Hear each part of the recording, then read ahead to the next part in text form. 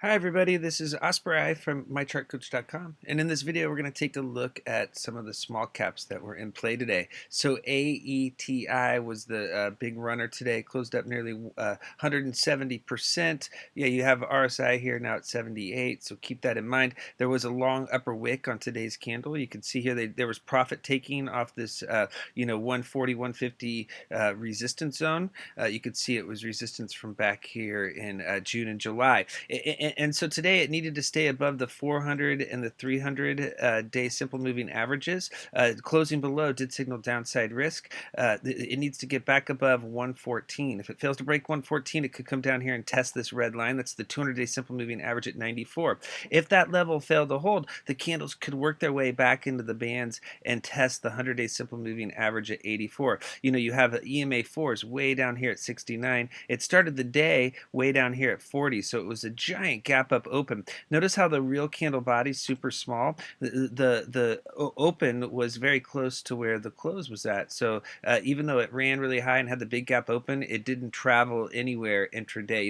It finished the day right where it started pretty much. And so that's a signal of indecision, and it could possibly take a breather tomorrow. We'll see what happens. It's got to get back above the middle Bollinger Band at 130 on the 15-minute chart. If it can get above that level, then you have the high close here from 1230 is the key level to break, right below 155, right around 152, 153. If it can close above that level, it can push higher. To the downside, it's testing this 105 support zone. If that were to break, it could come down here to the 50 simple moving average at 87 to test support. Notice how candles are riding EMA 4 support lower. The bears were in control into the close. Okay, if you look at ATOS here, you can see it closed up 21%. Yeah, it had the black candle today. So a black candle forms when the stock is up on the day, but it closes below the open. The open was right here. It came up and it hit this 100-day simple moving average and it pulled back. It needed to stay above that level to remain in play. It also came down here and closed below the green line, which is the 50-day simple moving average. Notice how that was resistance earlier in November when it traded above intraday and pulled back. And so it's going to have to get above that level to head higher. Above 142 and above the 50-day simple moving average will signal upside potential. You can see how it got hit back here in the past and failed to close above. A close above would be a bullish change in trend. If it turns into resistance, you could see the share price come down here and test that middle Bollinger Band at 124. If that level failed to hold, you could see a gap fill. There's a gap between high of day on Friday and low of day today. If the middle Bollinger Band does hold, a new uptrend could begin. Okay, let's look at ATOS on the 15-minute chart. You can see they really dropped it into the close below that middle Bollinger Band, and then it also closed below that 50 simple moving average at 140. It has to get back above 140. If 140 is resistance, it's likely to come down here and test that 100 simple moving average at 128. If it gets down there, it's likely to hit that 50 and 300 simple moving average at 124. Hitting those levels, yeah, it's just basically, if you're a bull, you want to see it get back above 140 and work its way back up to that middle Bollinger Band. Okay, let's look at BLPH here. Closed up 15% today. So this chart is heating up. Yeah, it does have RSI at 62, so it's still below that 70 overbought zone. Fasto's now above 80. As you can see, a lot of times it hits the 80 zone and tops out, and so we'll see if it can stay above 80 this time. It has a symmetrical triangle pattern today. You can see descending resistance and then ascending support, and then today there was a break above the descending resistance line, signaling more upside potential. There was also a close above the 50-day simple moving average at 98. That's the green line. So that's very bullish. It needs to stay above both levels. It's hitting the high close resistance level from back here in early November. If it can break above that level, the next level to break is going to be the 100-day simple moving average at 123. Just above that is the closing price on September 10th. If you look back here, there's a gap between high of day on this hollow candle here and low of day on this candle, and so it's been working on filling the gap. If it could break above the 100-day simple moving average and above this 130 resistance zone, the high close on September 10th, it could work its way back up here, try to continue filling that gap. To the downside, if it were to drop back below that 50-day simple moving average and basically if it drops back below $1, it's going to signal consolidation. Okay, let's look at CFMS. All right, so this is another. Notice how a lot of these are in the healthcare or biotech sectors.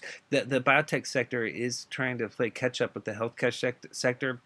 And they have been running beaten up stocks in both sectors. Notice how they drove this thing all the way down. They love to run it off the bottom. It got above the middle Bollinger Band today at 57. If that level can hold, this dotted purple line, a new uptrend could begin. Tomorrow it has to bust through the upper Bollinger Band at 72, and then the next target's that 50-day simple moving average at 80. Get above that, and you have the 100-day simple moving average at 93. On the previous runs here, it's run to this 100-day simple moving average and stalled out. So if it hit that level, it's going to have to turn it into support to head higher. If it failed to break these two levels, then it could signal a temporary top.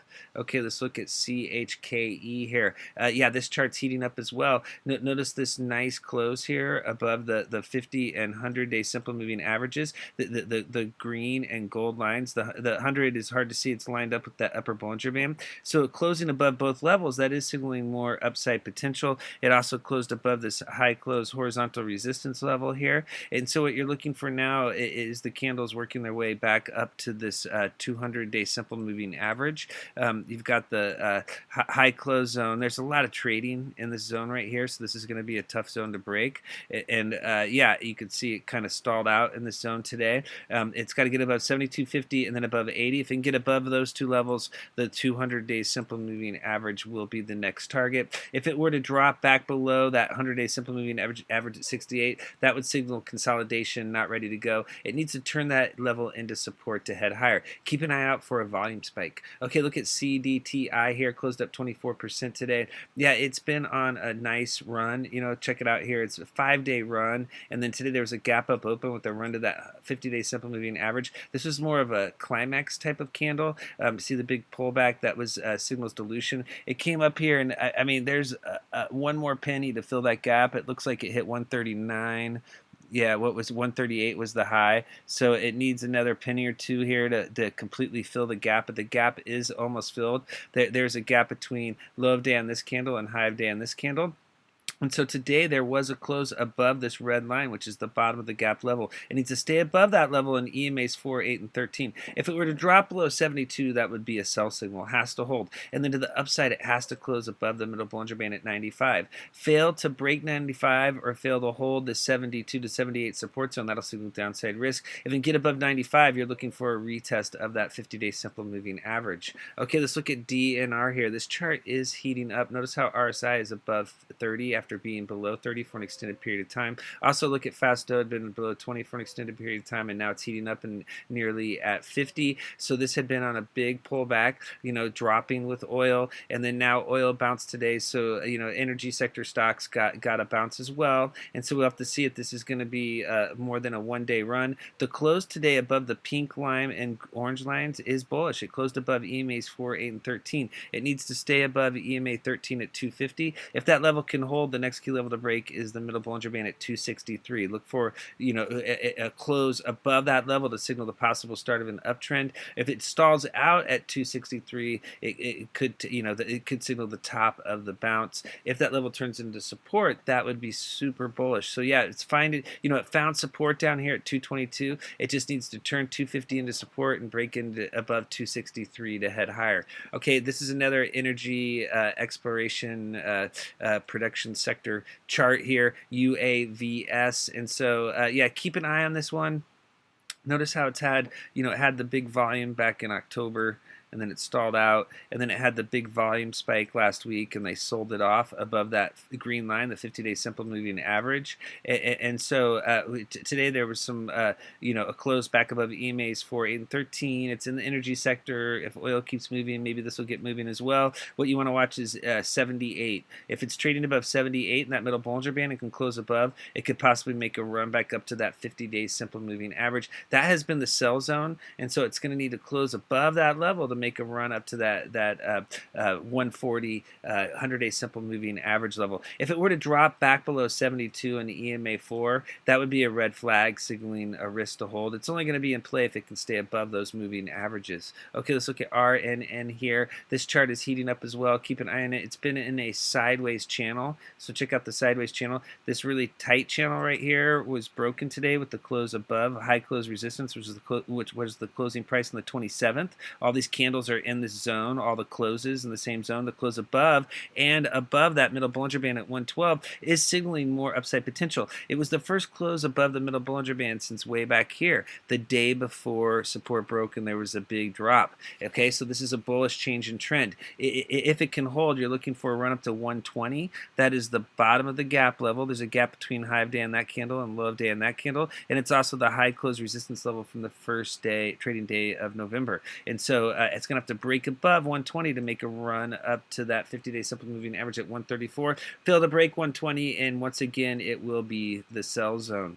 Okay, finally, the last stock in this video is CVM. Keep an eye on this one. It's heating up. You know, it's quietly pushing higher. RSI is at 60. It's got some room to run until that 70 overbought level. Fasto is pushing here at 94, so it's getting a little frothy. It's on a 4-day light volume run. Look how light the volume is. You know, back in you know, August and September, the stock had really good volume and it was a beautiful runner. You know, went from 90 cents all the way up here to 450 basically, and then since then it consolidated. Well, it came down here and it formed a double bottom kind of pattern off this you know, 265 support zone, and then today the bullish development, why I put it in the video, was because it closed above the 50-day simple moving average at 337. You know, that was a bullish close. Last time it got above that level was on the first trading day of November. It failed to hold, and look at that nasty pullback, all those red candles in a row. So that is the stop loss level right now. Has to stay above 337. If it holds, look for a potential run up to 380, break 380, and it could go up back up to this 420 to 430 resistance zone,